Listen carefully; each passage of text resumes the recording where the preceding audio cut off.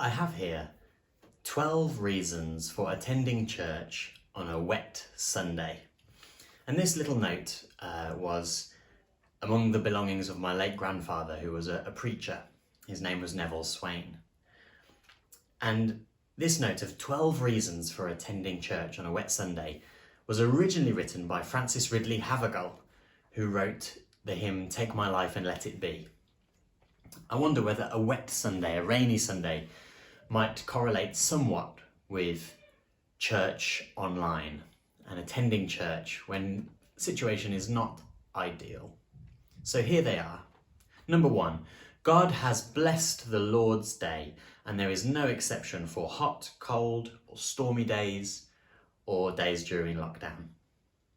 Number 2, I expect my minister to be there, even on a wet day, or on a Zoom coffee and chat.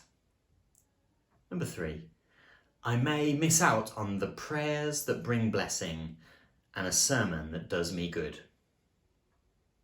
Number 4, my presence is perhaps more needful when there are few members of the congregation than when church is crowded. Number 5, other important business is not hindered by rain or by coronavirus. Some things are considered essential. God's day and house are most important. Number 6, the weather will reveal the nature of my foundations and how much I love Christ. True love rarely fails to keep an appointment.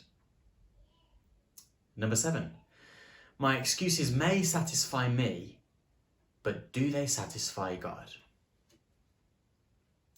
Number 8, there is a special promise of God's presence when we are gathered in His name, even if it's on Zoom or YouTube. Number 9, an avoidable absence could be a sign, it could be an infallible sign, she says, of spiritual decay. Following at a distance leads to a denial of Him. Think of Peter, the disciple, when he denied Jesus. Number 10, my faith is to be shown by my self-denying Christian life, not by the rise and fall of the barometer, nor by the governmental restrictions on social gatherings. Number 11, yielding to difficulties leads to yielding to imaginary things, for which sake thousands never even enter church and think that they have good reason for such neglect. Finally, number 12, I do not know how many Sundays God may give me, but it would be poor preparation for my first Sunday in heaven to have slighted my last Sunday on earth.